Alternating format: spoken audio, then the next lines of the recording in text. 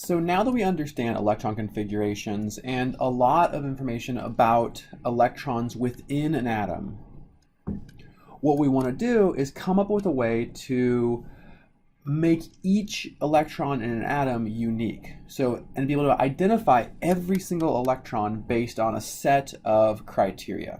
Okay? And this criteria are known as quantum numbers. And they have a lot of meaning beyond this class. So if you continue with chemistry, you'll see these quantum numbers tell you a lot about an electron in the field of quantum mechanics. But for our purposes, what we want to do is to be able to assign every single electron a set of quantum numbers to make it unique from every other electron in an atom. Okay, so let's start with a couple definitions. The first quantum number is called the principal quantum number.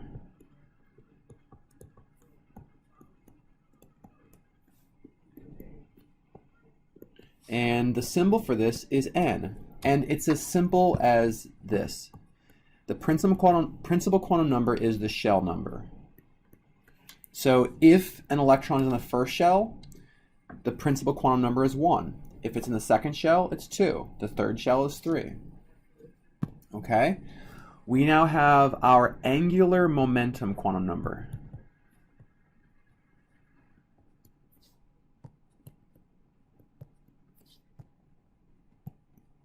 Okay, and this one gets the symbol like this cursive L, this script L.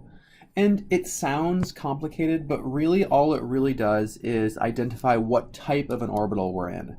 So basically what subshell. Okay, we're going to see that an S subshell gets an assignment of L equals 0. A P subshell gets an assignment of L equals 1.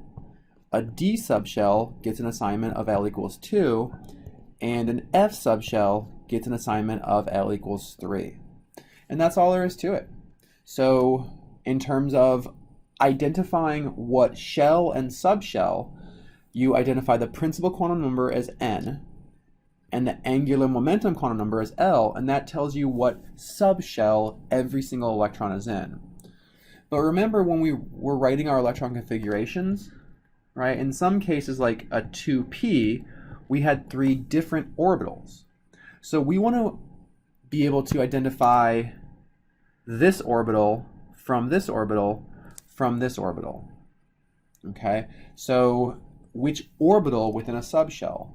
And that's where the magnetic quantum number comes in. Okay, the magnetic quantum number is M sub L. All right, and the rule for this one is a little bit more involved, but it's still fairly easy. So the magnetic quantum number can range from negative L up through L, but it has to be integers. So if L is 0, so if L is 0, then M sub L can only be 0. If L is 1, then M sub L could be negative 1, 0, or 1. If L is 2, we could have negative 2, negative 1, 0, 1, or 2. And we'll make some more space here. If L is 3, we can have negative 3, negative 2, negative 1, 0, 1, 2, or 3.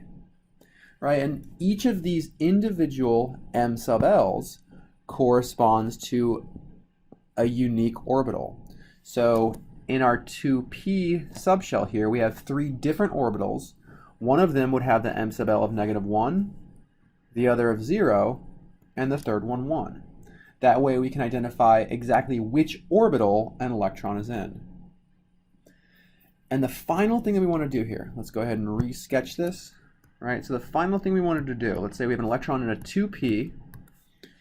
We want to be able to pick out which electron in the orbital, right? So we know we have a spin up and a spin down. So we want to be able to identify just this one electron. We want to be able to pick it apart from the other electron. Okay, and that's where our spin quantum number comes in. Okay, and spin gets the symbol of M sub S, and it's either plus 1/2 for spin up or minus 1/2 for spin down.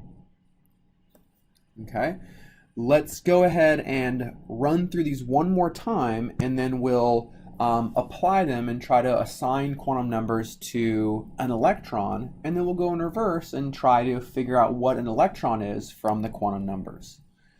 Okay, so we had our principal quantum number. This is the shell. We had our angular momentum. This is the subshell. Okay, this one can be this one is 0 for an s, 1 for a p orbital, 2 for a d, or 3 for an f. We had our orbital quantum number, or our magnetic quantum number. This was m sub l. All right, this is the one that tells us what orbital we're in. Okay, and m sub l can range anywhere between negative L all the way up to positive L. And finally, we had our spin quantum number, which was m sub s. This tells us if it's spin up or spin down. And this will either be plus 1/2 or minus 1/2. Okay, and when we write these, we put these little brackets around it.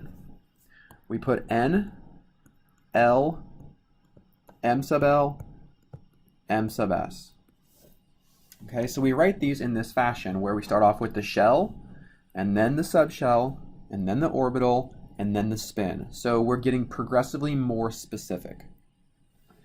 So let's try to come up with a set of quantum numbers for an electron in a 4d orbital. Okay, so right away we know n and l. N is the shell, so it has to be 4. L is the subshell, and for a d subshell, L is 2. M sub l, you can pick one of 5 here, right? Because there's 5 different d orbitals. So we can have -2, -1, 0, 1, or 2, and just pick one. So let's go ahead and go with -1, but you could have picked either of these 5. And then m sub s is either plus 1/2 or minus 1/2. So let's go with minus 1/2. So this is a set of quantum numbers that can isolate one electron in a 4d orbital. There are 9 other possibilities, right?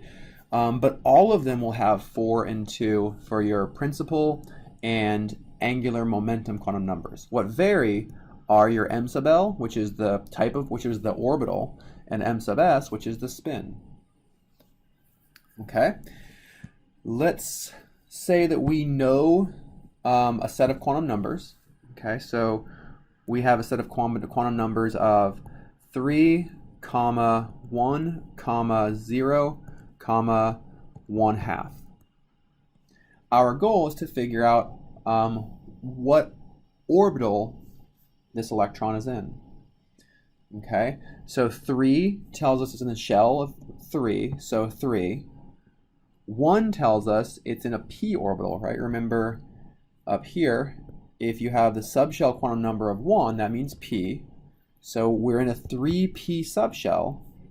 We're in one of the 3 orbitals, and we have a spin of 1/2. So all you can really tell is that you're in a 3p subshell. And if you were to draw out the energy diagram, right, then you could say that it's this one specific electron. And this electron would have a different orbital quantum number and maybe a different spin quantum number.